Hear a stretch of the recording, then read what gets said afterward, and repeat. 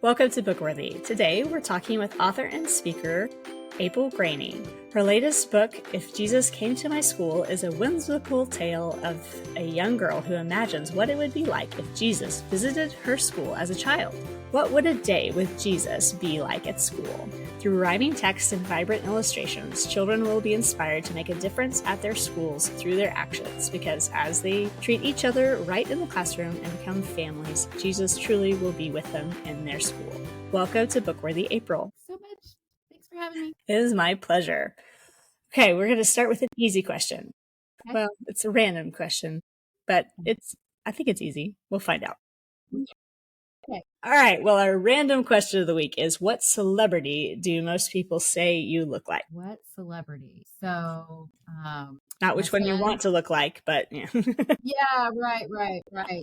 Yes, there's plenty that I would want to look like. Oh my goodness. Yeah. And at the moment, all of their names are fleeing my mind. But my son recently told me that I look a little bit like Reese Witherspoon. So I will take that gladly. Yes.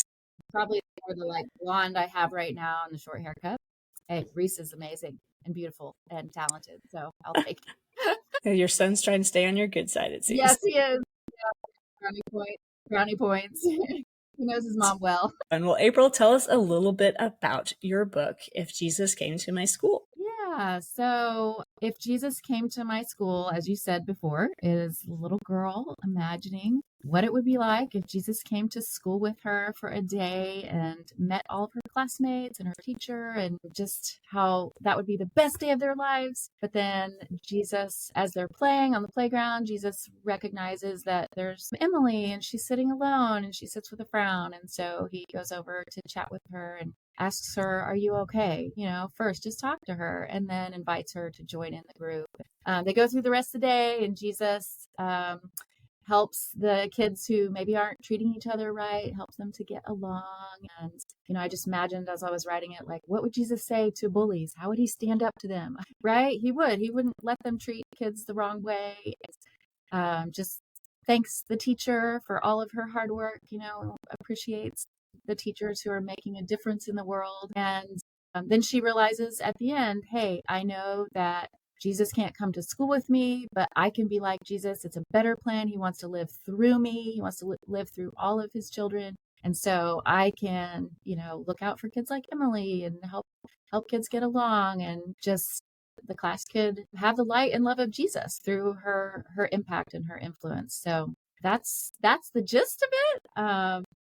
I love that story for this is for ages, that 4 to 8 range, or kindergarten, first grade, in preschool a little bit. And just as they're walking into new environments, to new situations, to be like that ultimate question from the 90s, what would Jesus do? And, just really putting it in a way that young kids can understand and to see in the situations around them. Because Jesus, he was radical in many instances, but he was always loving. And I think that, a lot of kids, my kids, bullying started in 3rd grade. And I'm just like, how did bullying start so young? And it's important for us to have those deep and hard conversations with our kids at an early age. Now, what do you want kids to walk away with this book? So I'm a middle school English teacher at a school for kids at risk. And so it's a boarding home for kids, a children's home. And so every day when I walk in the classroom and I show up for school, I see the impact that how kids treat each other has on each other. And I see kids who have experienced a lot of trauma. And, sometimes as a result of trauma, their behaviors aren't the most full, and they may not have the most, be the easiest kids to love. And yet I know without a shadow of a doubt that God created each one of them, that they're made in his image, that they're deserving of love and kindness. And so for me as a teacher, I want to show them that grace and love and kindness that Jesus would. And so my hope for these kids, I really want to support families who are putting their kids in school and sometimes that's a scary thing to do as a parent. I remember we homeschooled for many, many years, and I loved homeschooling. And then we ended up putting our kids in public school. And I remember that first day dropping them off, how hard that was, and how afraid and nervous I was. They were, especially my one daughter. She was like, "Are the kids going to like me?" That was her biggest fear. I dropped them off and I went straight to Moms in Prayer meeting. Thank the Lord that it was that day and I was able to go and just pray for them and cry through the prayer time, using scripture to pray for your kids. And so I want to support families who are putting taking that brave step and putting their kids in school, and so that their kids will know that Jesus is with them throughout the day, that we don't see him with our eyes, but Jesus loves us and he's by our side. He knows everyone that we're interacting with. He knows who our teacher is. He knows what we're doing throughout the day, and he wants to love through our kids. I just want to lay the foundation in our kids' hearts that I can be salt and light in my school. There may be some kids in my classroom who don't know Jesus, who don't know God, and I have the opportunity to show them God's love. I just respect so many families I've known who have, bravely done this and put their kids in school and seen their kids be salt and light, and sometimes in a dark place, and make an impact. So yeah, just hoping this book can lay that foundation for our kids' lives, even when they're younger, starting when they're young. And as they grow up, I just see that light burning brighter and brighter, getting bigger for Jesus, the more they come to understand who he is and the world around them. Just hoping to make an impact in our schools. I love that. I'm a public school mom. It's been a journey of faith with my kids in a public school. And it has been through seasons of bullying, seasons of, dark seasons. It's been that you might be the only Jesus that this person ever meets. And it's been just kind of that challenge I put to my kids, just that, we represent something bigger than ourselves because we say this about who we are. We say we are a Christian, we're a follower of Christ. And are we going to do it perfectly? No. But thankfully there's grace. And, but we can respond in a godly fashion, even when we do make mistakes. And I love that your book is going to be a tool for public school and even, preschools, just to remind kids that they can be that salt and light in whatever situation they're put in. Because there have been seems to be a lot more material, a lot more books that are provided for homeschooling families in recent years. And it has been hard for me as a public school parent to be like, all right, what are my tools to equip my kids in the choice that we've made? We made it as a family to be a light in a dark place. And it's been both good and challenging and faith building for each of my kids and even for me as well. So I love that you're doing that with this book. Now, when did your writing journey begin, April? Okay, so my mom passed down to me, I don't know, years ago, 10, 15 years ago, my baby book and all the things that she had saved. And I found in there something that I must have written it around first grade. And it was a picture book. It was God made flowers, God made trees, God made you, and God made me, and I had illustrated it. And I don't remember creating that book, but I was so excited to find it. So I was like, that seed was planted, like the Lord planted that seed in my heart as a child to write. And I always did want to be an author. Like I thought, oh, that'd be so cool to go in a bookstore and see my name on a book and have a book published. And I always thought it would be a book for moms, like a parenting book or something. We have 5 kids. And so I thought, oh, I'll write something for moms. And then the Lord gave me this, picture book story. And it was like, I love this. The Lord just surprised me with that being my first book. And I'm just so thankful. And I don't know if I'll ever transition to any other type of writing because I love picture books so much. There is a joy and a love that comes with picture books, whether you write them or read them. There's something that kind of taps into that inner child and speaks to your heart a little bit. Yeah. I don't know, stronger for some reason. I always say that you're never too old for a picture book. And because they do such a great job of communicating big truths in really small ways and edible ways. Right. And that's how, it's great that as a parent, I got to read my kids stories, story after story, picture book after picture book. And I love as an adult, like that's probably my love for picture books grew even stronger, when I became a mom and I was reading these stories and I would think, oh, I wish I had written that. It's so good. I kind of had the same experience in my own parenting. Is like I've always loved books, but was it when I started reading, I had my first son, and he got read to even when he was like itty bitty. It's like we're gonna start this reading thing really young, but it's just one of those like there was a season where I was reading through was it like a Bible, some sort of Bible something. It was like a devotional of some kind, but those simple truths were what my adult new mom heart needed to hear. But it was able to be in that early mother season where you're just so sleep deprived and still figuring all the things out. It was just sweet little truths that I was able to grab onto and process when nothing much else was processing. Sometimes the children's Bible is the only Bible reading I got done. Yeah. It's little. I just need a good children's Bible, and that's my devotions for the day, and I do it with the kids. Definitely, there's no harm in that being the devotion of the day for certain. Yep, for those seasons for sure. Well, what is one of your favorite books, April? Okay, so I could not narrow it down, Valerie. I know. It's a tricky question. It's a hard question. So I did break it into seasons. I hope that's okay. So I was thinking about as a like middle school, early teenager, early high school, the Narnia series. I mean, Chronicles of Narnia, Lion, the Witch, and the Wardrobe. My grandfather introduced me to those books. He let me borrow them at their house when we were there for a holiday, and those were my absolute favorites growing up. And then as a young mom, or well, let me go back real quick to college. To college, the most impactful book for me as a person, I'm a doer and I like to, I'm like, I want to accomplish things and get these goals and try to meet them, was 7 Habits of Highly Effective People by Stephen Covey. Had a whole class on that. And so just beginning with the end in mind, and those principles from the 7 Habits book have been life-changing. And I teach that in my middle school life skills class now. So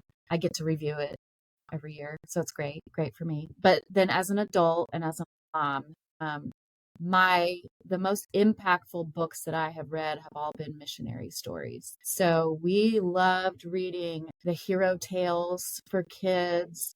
There's a Christian Heroes Then and Now that's all about different missionaries. They have audio books series that we would listen to. But then my favorite, and it may be out of print, I don't know, Missionary Stories with the Millers. I just love hearing stories of people who took leaps of faith to go and do something crazy that God was calling them to do, that other people couldn't believe that they were doing. And God walked them through that and, went before them in that. And so this is probably my favorite book right now. I read it to my middle schoolers each fall or every other year, try to hit that one. So it's probably my favorite book right now.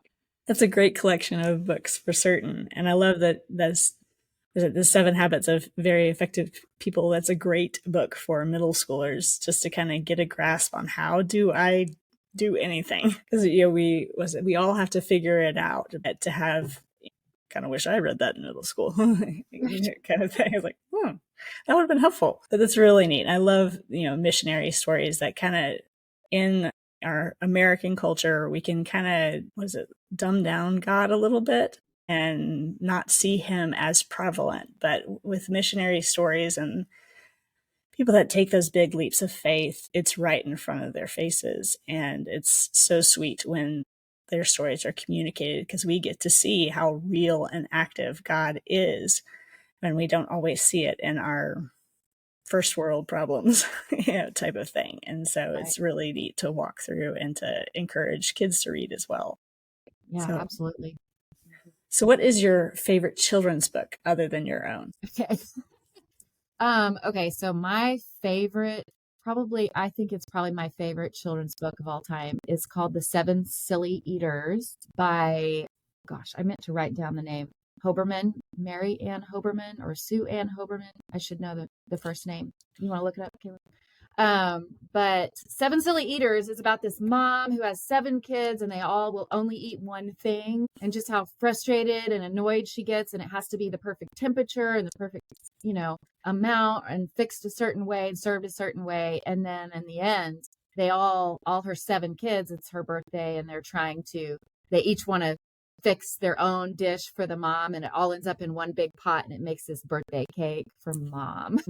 When they wake up in the morning, they've thrown it in the oven and kind of given up, and they wake up in the morning, it's this birthday cake for mom. And it's just written in rhyme and meter. It's so beautiful. And every time I had 5 kids, and so I was looking for a story that kind of I could relate to as a mom, that, it's hard having 5 kids and they all want different things. And you fix a meal and there's always one that, I don't like this, and so I just related to it as a mom, and I just appreciated it so much as the poetry and the way it's written. Oh, I wish I had written this. So that's probably my favorite children's book of all time. I do also really like the very best Christmas pageant ever. That one as well. The alliteration in there, the hyperbole, the metaphors, and everything is just beautiful.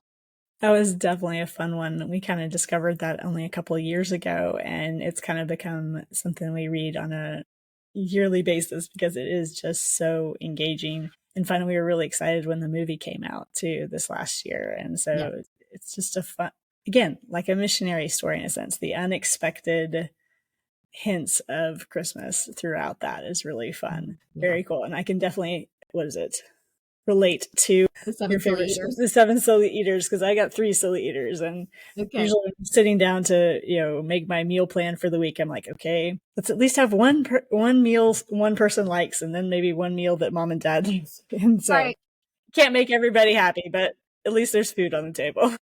Yes, for sure. Too fun. Well, April, what can we expect next from you? Well, I honestly don't know what the Lord has in store for a future book. I do have some manuscripts that are kind of in the works, and we'll see what the Lord does. I'm just really focusing on right now to encourage families whose kids are in school. And I have written a 10-day devotional for families called Sharing Jesus at School, and it's available on my website for download for free. So really just doing things like this, talking to people and sharing resources. I did want to mention to you, Valerie, you were talking about support as a public school mom. I have discovered so many great organizations that support moms. Of course, Moms in Prayer International is an incredible one with moms groups praying, over their schools and their kids in school. But Gateways to Better Education has all kinds of resources on the freedoms that parents and teachers and students have in their schools. Decision Point is another one that is equipping kids with resources to start Bible clubs and to have gospel sharing events in their schools. Christian Educators, Teach for the Heart is another organization for Christian teachers that I just have fallen in love with, and I'm on all their lists now, and I'm getting all of their resources. And then my goal is to just dish it out, keep sharing all of the things that they're creating. We don't have to reinvent the wheel, but they're creating all these resources. And I'm, just want to link to them and share them and just really try to help families with kids in school. Yeah. I love that. It is definitely a mission field of its own. Letting your heart walk into a public school. Like I call my kids a little piece of my heart walking around on the outside. And so it is neat. We need all the support we can get. Absolutely. Yeah, absolutely. Well, April, where can people find out more about you and your books? Sure. They can look at my website, which is aprilgraney.com, aprilgraney.com, but it's also onehappyhouse.org. So the last line of my first book, The Marvelous Mud House, we are the one happy house in that book at the very end. It turns from a hungry house to a happy house. And so onehappyhouse.org, they can look there. I'm also on Instagram and Facebook. I think I'm the only April Graney in the world. I don't find any others there. So pretty easy to find as well there. And we'll be sure to have those links in the description box too, so listeners can find you easily. Thank you so much for joining me today, April. Thank you, Valerie. Appreciate it. Great talking. Great talking with you too. And thank you for joining April and me on this episode of the BookWorthy podcast. Check the show notes for any books or links that we discussed, and let us know in the comments what celebrity do most people say you look like. Be sure to like and subscribe so we can discover more great books together. Happy reading!